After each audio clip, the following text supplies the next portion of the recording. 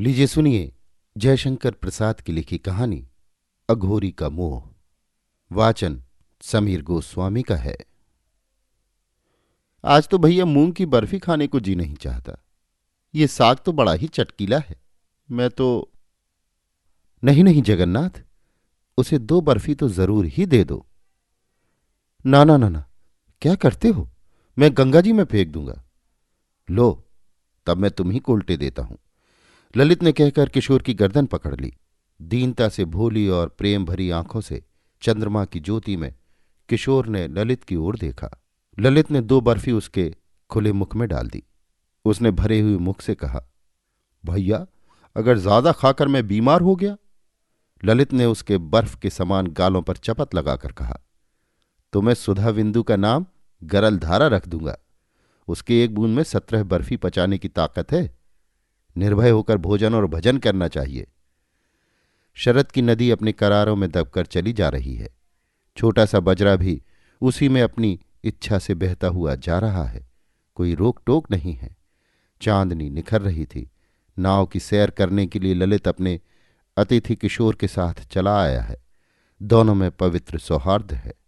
जाह्नवी की धवलता दोनों की स्वच्छ हंसी में चंद्रिका के साथ मिलकर एक कुतूहलपूर्ण जगत को देखने के लिए आह्वान कर रही है।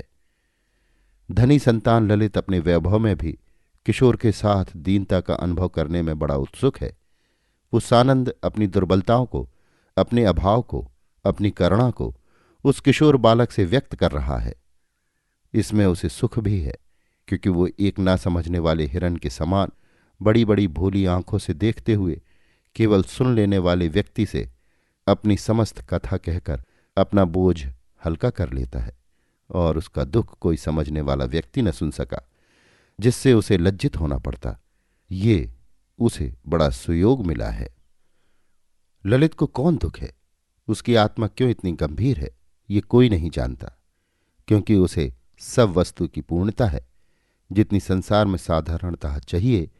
फिर भी उसकी नील नीरद माला सी गंभीर मुखाकृति में कभी कभी उदासीनता बिजली की तरह चमक जाती है।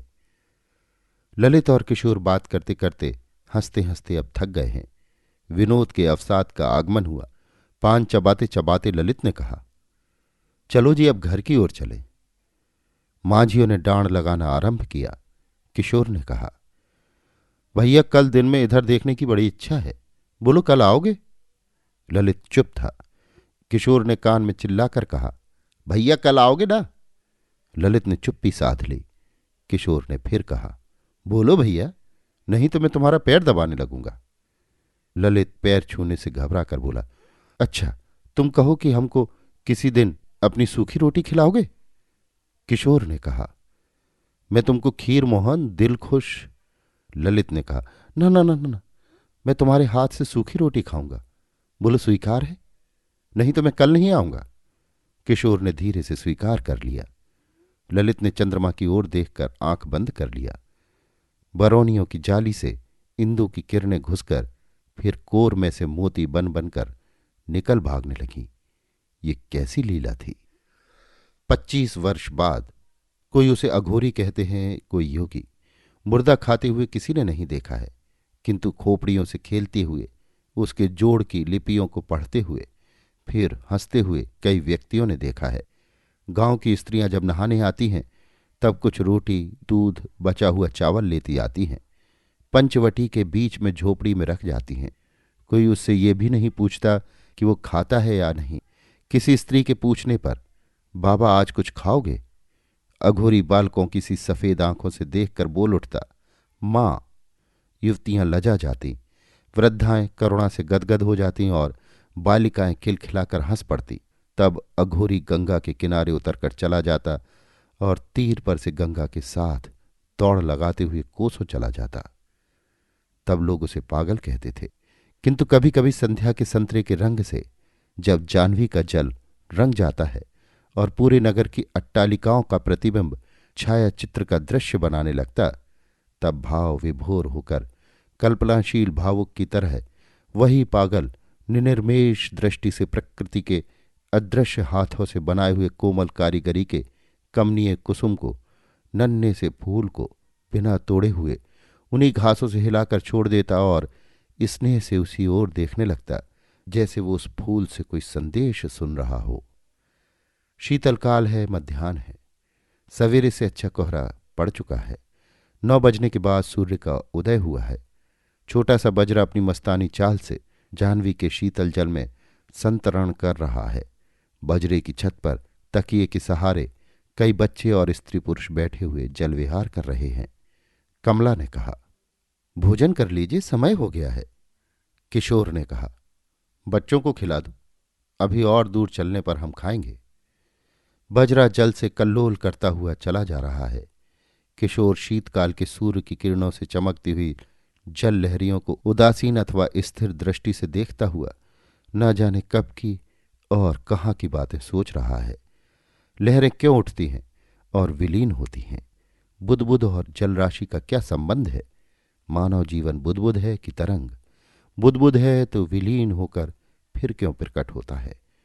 मलिन अंश फैन कुछ जल बिंदु से मिलकर बुदबुद का अस्तित्व क्यों बना देता है? क्या वासना और शरीर का भी यही संबंध है? वासना की शक्ति कहाँ कहाँ किस रूप में अपनी इच्छा चरितार्थ करती हुई जीवन को अमृत गरल का संगम बनाती हुई अनंत काल तक दौड़ लगाएगी। कभी अवसान होगा, कभी अनंत जलराशि में विलीन होकर वो अपनी अखंड समाधि लेगी। है क्या सोचने लगा? व्यर्थ की चिंता। नवल ने कहा, बाबा ऊपर देखो, उस वृक्ष की जड़ें कैसी अद्भुत फैली हुई हैं। किशोर ने चौंक कर देखा। वो जीर्ण वृक्ष कुछ अनोखा था। और भी कई वृक्ष ऊपर के करारे को उसी तरह घेरे हुए हैं। यहां अघोरी की पंचवटी है। किशोर ने कहा, नाव रोक दे, हम यहीं ऊपर चलकर ठहरेंगे, वहीं जलपान करेंगे। थोड़ी देर में बच्चों के साथ किशोर और कमला उतरकर पंचवटी के करारे पर चढ़ने लगे। सब लोग खा पी चुके। अब विश्राम करके नाव की ओर पलटने की तैयारी है। मलिन अंग किंतु पवित्रता की चमक मुख पर रुक्षकेश कौपिनधारी एक व्यक्ति आकर उन लोगों के सामने खड़ा हो गया। मुझे कुछ खाने को दो। दूर खड़ा हुआ गांव का एक बालक उसे मांगते देखकर चकित हो गया। वो बोला, बाबूजी, ये पंचवटी के अघोरी हैं। किशोर ने एक बार फिर उसकी ओर देखा, फिर कमला से कहा, कुछ बचा हो तो इसे दे दो। कमला ने देखा तो कुछ पराठे बचे थे, उसने निकाल कर दे दिया। किशोर ने पूछा, और कुछ नहीं है? उसने कहा, नहीं। अघोरी उस सूखे पराठे को लेकर हंसने लगा। बोला, हमको और कुछ न चाहिए। फिर एक खेलते हुए बच्चे को गोद में उठाकर चूमने लगा। किशोर को बुरा लगा। उसने कहा, उसे छोड़ दो, तुम चले जाओ। अघोरी ने हताश दृष्टि से एक बार किशोर की ओर देखा और बच्चे को रख दिया। उसकी आंखें भरी थीं। किशोर को कुतूहल हुआ। उसने कुछ पूछना चाहा, किंतु वो अघोरी धीरे धीरे चला गया। किशोर कुछ अव्यवस्थित हो गए। वो शीघ्र नाव पर सबको लेकर चले आए। नाव नगर की ओर चली, किंतु किशोर का हृदय भारी हो गया था। वो बहुत विचारते थे, कोई बात स्मरण करना चाहते थे, किंतु वो ध्यान में नहीं आती थी। उनके हृदय में कोई भूली हुई बात चिकोटी काटती थी, किंतु वो विवश थे, उन्हें स्मरण नहीं होता था। मातृ स्नेह में भरी हुई कमला ने सोचा कि हमारे बच्चों को देखकर अघोरी को मोह हो गया। अभी आप सुन रहे थे जयशंकर प्रसाद की लिखी कहानी अघोरी का मोह। वाचन समीर गोस्वामी का था।